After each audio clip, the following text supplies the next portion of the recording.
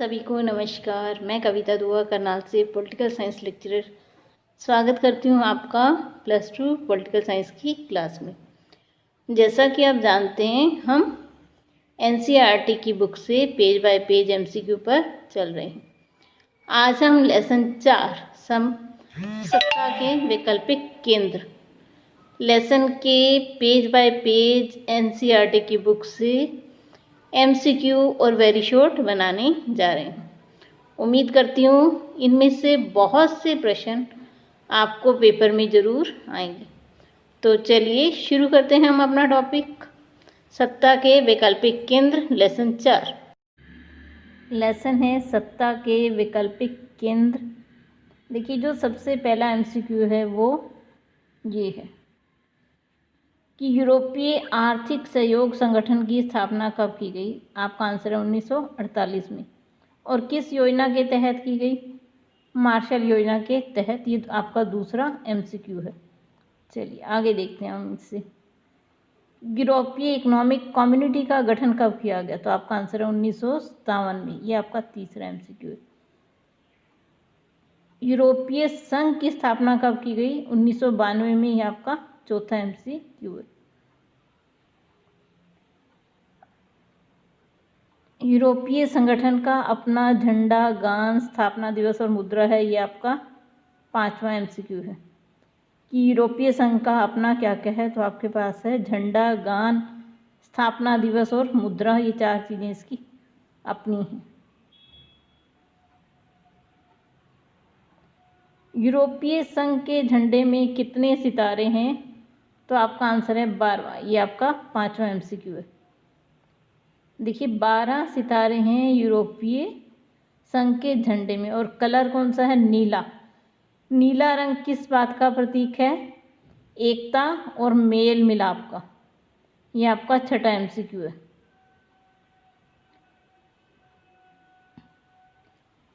और जो 12 की संख्या है वो क्या दर्शाती है? पूर्णता, समग्रता और एकता को। ये आपका 7वां एमसीक्यू। तो देखिए, इस छोटे से एक पेज पे हमें 7 एमसीक्यू मिल गए। चलिए आगे देखते हैं। यूरोपीय संघ की 2016 तक अर्थव्यवस्था कैसी थी? तो दुनिया की दूसरी सबसे बड़ी अर्थव्यवस्था यूरोपीय संघ 2016 तक दुनिया की दूसरी सबसे बड़ी अर्थव्यवस्था थी। इसका सकल घरेलू उत्पादन कितना था? 17,000 अरब डॉलर से भी ज़्यादा है। यूरोपीय संघ की मुद्रा क्या है? यूरो। और यह अमेरिकी डॉलर के लिए क्या है? खतरा बनी हुई है। चलिए, यूरोपीय संघ के कौन से 2 सदस्य देश हैं जो सुरक्षा परिषद के स्थायी सदस्य हैं? तो आपका आंसर है ब्रिटेन और फ्रांस। तो यूरोपीय संघ के ये 2 सदस्य देश सुरक्षा परिषद के स्थायी सदस्य हैं। चलिए, अब हम ये आधे पेज पे हमें इम्पोर्टेंट पॉइंट्स दिए हुए हैं। अगर हम इन्हें पढ़ लेते हैं तो आपका बहुत से प्रश्न सॉल्व हो जाते हैं। देखिए, सबसे पहला कि अप्रैल 1951 में यूरोप के 6 देश फ्रांस, पश्चिम Germany, Italy, Belgium, Netherlands, Luxembourg ने पेरिस संधि पर हस्ताक्षर कर यूरोपीय कोयला और इस्पात समूह का गठन किया। तो अगर आपसे पूछा जाए यूरोपीय कोयला और इस्पात समूह का गठन कब हुआ? अप्रैल 1951 में। कितने देशों ने इस पर हस्ताक्षर किए? 6। उनके नाम कौन से हैं? फ्रांस, पश्चिम जर्मनी, इटली, बेल्जियम, नीदरलैंड और लग्जमबर्ग। अगला प्रश्न देखते हैं। यूरोपीय आर्थिक समुदाय और यूरोपीय एटमी समुदाय का गठन कब किया गया? ठीक है जी, आपका आंसर है मार्च 1957 में। चलिए आगे देखते हैं। डेनमार्क, आयरलैंड, ब्रिटेन ने यूरोपीय समुदाय की सदस्यता कब ली? तो आपका आंसर है जनवरी 1973 में। यूरोपीय संसद के लिए पहला प्रत्यक्ष चुनाव कब हुआ? तो आपका आंसर है जून 1979 में। यूनान और यूरोपीय समुदाय ने यूरोपीय संघ की सदस्यता कब ली? तो आपका आंसर है जनवरी 1981 में। शेनिगन संधि यूरोपीय समुदाय के देशों के बीच में कब हुई? तो आपका आंसर है जून 1985। मतलब ये एक शेनिगन वीज़ा है जो आप लेकर इन सभी कंट्रियों को घूम सकते हैं जो इसकी सदस्य हैं। अगला प्रश्न है, स्पेन और पुर्तगाल यूरोपीय समुदाय में कब सम्मिलित हुए? तो आपका आंसर है जनवरी 1986। अगला प्रश्न जो शीत युद्ध में भी था, जर्मनी का एकीकरण कब हुआ? अक्टूबर 1990 में। यूरोपीय संघ के गठन के लिए मैनचेस्टर संधि पर हस्ताक्षर कब हुए? फरवरी 1992। इन सभी देशों के लिए एक ही बाजार होगा, उसका गठन कब किया गया? जनवरी 1993 में। जो इनकी नई मुद्रा थी यूरो, उसको कितने सदस्य देशों ने अपनाया? 12। और कब अपनाया गया? जनवरी 2002 में। 2004 में किन देशों ने यूरोपीय संघ की सदस्यता ली? तो आपका आंसर है साइप्रस, चेक गणराज्य, एस्टोनिया, हंगरी, लताविया, लिथुआनिया, माल्टा, पोलैंड, स्लोवाकिया, स्लोवेनिया यूरोपीय संघ में शामिल हुए। तो 2004 में ये सभी देश इसमें शामिल हुए। बुल्गारिया और रोमानिया यूरोपीय संघ में शामिल हुए कब? जनवरी 2007 में। स्लोवेनिया ने यूरो को कब अपनाया? तो भी आंसर है जनवरी 2007। अगला जो आपका इम्पोर्टेंट प्रश्न है, लिस्बन संधि कब लागू हुई? तो आपका आंसर है दिसंबर 2009 में। देखिए, यूरोपीय संघ एक ऐसा संगठन है जिसे शांति पुरस्कार मिला है, नोबेल शांति पुरस्कार। कब मिला? 2012 में। क्रोएशिया यूरोपीय संघ का 28वां सदस्य कब बना? आपका आंसर है 2013 में। इससे आपको एक चीज़ और क्लियर हो जाती है कि इस समय इसकी सदस्य संख्या कितनी है? 28। ब्रिटेन ने यूरोपीय संघ से बाहर कब हुआ? 2016 में। ठीक है जी, चलिए अब आगे देखते हैं। यूरोपीय संघ के कितने देश हैं जिनके पास परमाणु हथियार है? आपका आंसर है 2। और कौन कौन से हैं? ब्रिटेन और फ्रांस, यूके एंड फ्रांस।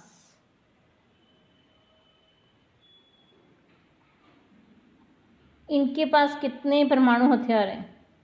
550 परमाणु हथियार हैं इन दोनों के पास।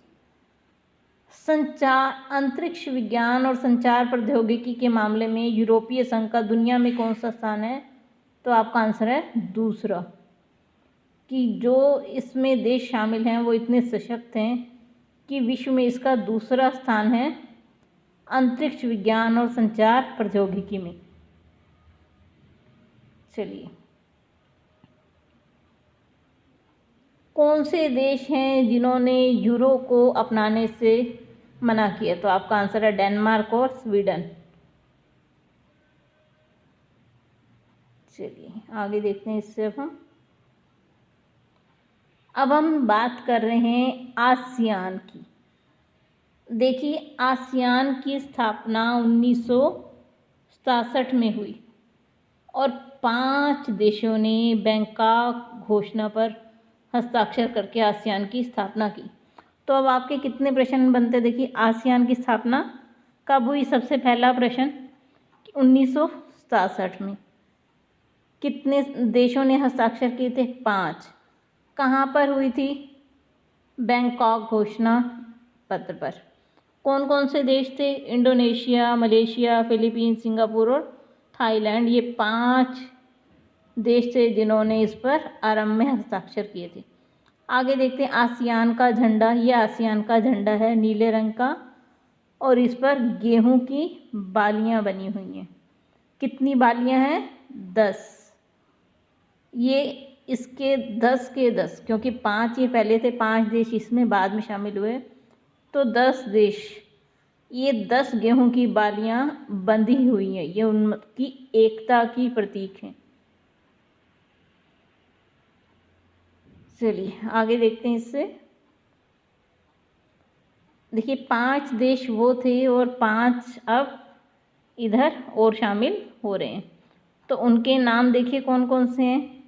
Brunei, Darussalam, Vietnam, Laos, Cambodia, Myanmar. तो इस तरह से कितने देश हो गए इसके? 5 पहले थे, इंडोनेशिया, मलेशिया, फिलीपींस, सिंगापुर और थाईलैंड, और 5 ही हैं, Brunei, Darussalam, Vietnam, Laos, Myanmar और कंबोडिया। तो अब इसकी सदस्य संख्या हो गई 10। इसीलिए इसके झंडे में 10 गेहूं की बालियां आपस में बंधी हुई हैं, ये इनकी एकता की प्रतीक है। चलिए इससे आगे चलते हैं।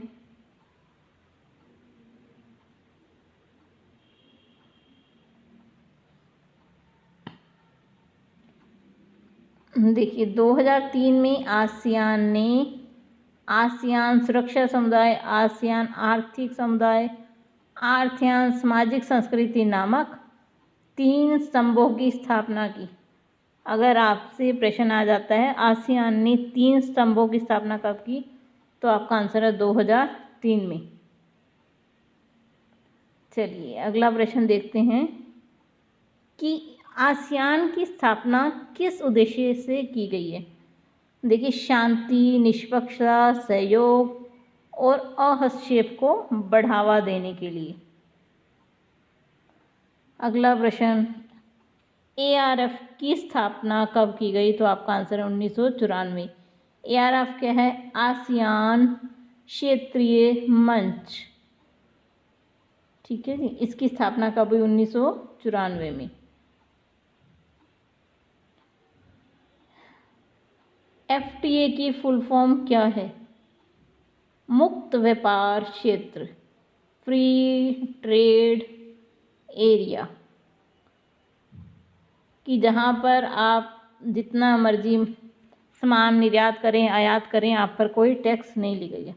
तो ये क्या है? FTA, मुक्त व्यापार क्षेत्र, ये आसियान के देशों के लिए बनाया गया है। आसियान ने विजन 2020 पेश किया हुआ है, मतलब इसका उद्देश्य था 2020 तक एक सशक्त लुक देना। भारत ने 1991 में कौन सी नीति अपनाई? आपका आंसर है लुक ईस्ट, और 2014 में एक्ट ईस्ट नीति अपनाई। तो आपके 2 MCQ हैं, देखिए। भारत ने 1991 में लुक ईस्ट और 2014 में एक्ट ईस्ट नीति को अपनाया है। चलिए अब हम इससे आगे देखते हैं कुछ और चीज़ें।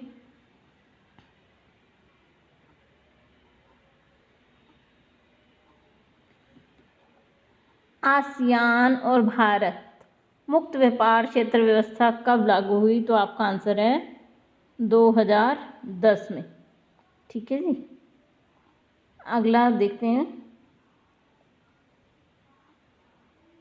अब देखिए, अब हम चीन के बारे में जान रहे हैं। हमारा भारत का पड़ोसी देश है चीन, और ये तीसरा बड़ा केंद्र है।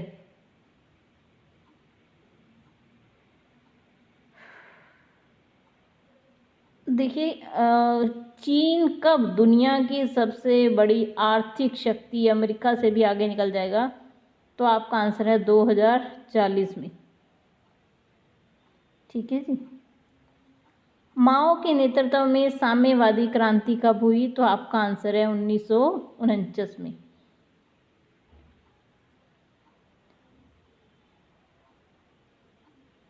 चलिए आगे देखते हैं। किस मॉडल को अपनाया गया वहाँ पे? साम्यवादी मॉडल को।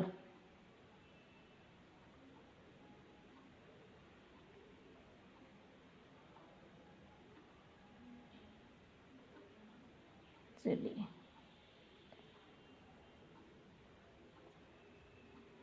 खुले द्वार की नीति को चीन ने कब अपनाया? तो आपका आंसर है 1978 में। और किस नेता ने? देंग श्याओपेंग ने चीन में आर्थिक सुधारों और खुले द्वार की नीति की घोषणा की। ठीक है जी। अगर आपसे प्रश्न आए चीन में आर्थिक सुधार और खुले द्वार की नीति कब अपनाई गई, तो आपका आंसर है 1978 में।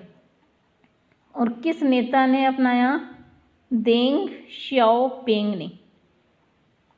अब अगला प्रश्न है, देखिए, चीन ने है कृषि का निजीकरण किया है, तो वो कब किया गया? 1982 में। भारत भी अब इसी राह पर चल रहा है। उद्योगों का निजीकरण कब किया गया? 1998 में। व्यापार अवरोधों को कहाँ से हटाया गया? विशेष आर्थिक क्षेत्र के लिए हटाया गया, जिसे हम स्पेशल इकोनॉमिक जोन कहते हैं। हमने पीछे लेसन में भी पढ़ा था कि एक स्थान विशेष है जहाँ पर की सुविधाएं दी जाती हैं जो लोग व्यापार करना चाहते हैं। यहाँ पर टैक्स कम होते हैं, उद्योग लगाना आसान होता है, अन्य सुविधाएं बहुत अधिक होती हैं ताकि लोग यहाँ पर आकर अपने व्यापार, तो इस जगहों को क्या कहते हैं? स्पेशल इकोनॉमिक जोन या विशेष आर्थिक क्षेत्र।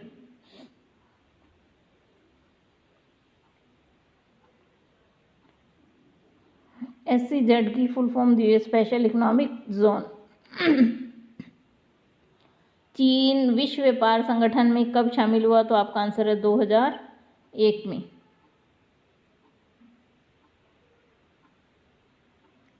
चलिए, चीन में बेरोजगारी बढ़ी है। देखिए कितने लाख लोग रोजगार की तलाश में हैं। वहाँ अभी 10 करोड़ लोग रोजगार की तलाश में हैं।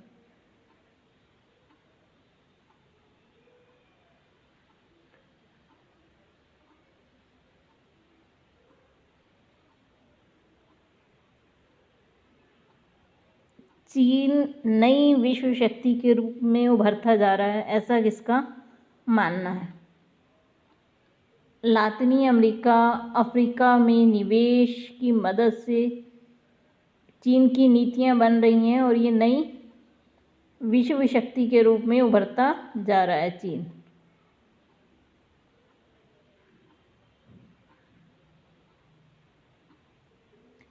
हिंदी चीनी भाई भाई का नारा किसके लिए लोकप्रिय हुआ था?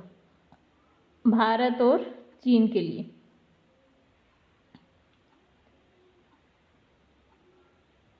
चीन द्वारा तिब्बत को हड़पना और भारत चीन सीमा पर बस्तियां बनाने के फैसले से दोनों के संबंधों में गड़बड़ कब आई? तो आपका आंसर है 1950 में। और युद्ध कब हुआ? 1962 में। चीन भारत के किस भाग पर अपना अधिकार जमाता है? अरुणाचल प्रदेश के इलाकों और लद्दाख के अक्साई चीन क्षेत्र पर चीन अपना दावा पेश कर रहा है। ये आपके 2 MCQ हैं कि चीन भारत के किन भागों पर अपना कब्जा दिखाता है। सबसे पहले अरुणाचल प्रदेश के कुछ इलाके और लद्दाख के अक्साई चीन क्षेत्र पर, और इसी कारण 1962 का युद्ध भी हुआ था।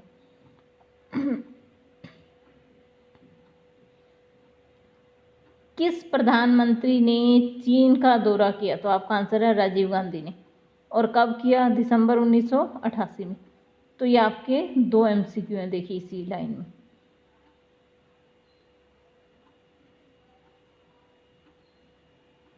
भारत और चीन के बीच में व्यापार में बढ़ोतरी कब हुई? तो आपका आंसर है 1999 से। और कितनी हुई? 30% सालाना। चलिए, इसी के साथ अपना ये एक प्रश्न हो रह गया। भारत ने परमाणु परीक्षण कब किया? 1998 और 1974 में। 2 बार भारत ने परमाणु परीक्षण किए हैं। चलिए, अच्छा, जापान की कंपनियां कौन सी हैं जो फेमस हैं? देखिए, Sony, Panasonic, Canon, Suzuki, Honda, Toyota, Mazda, ये जापान के सब प्रसिद्ध ब्रांड हैं। अगर आपको वीडियो पसंद आए तो लाइक ज़रूर कीजिए और चैनल को सब्सक्राइब ज़रूर कीजिए। आप सभी का बहुत बहुत धन्यवाद।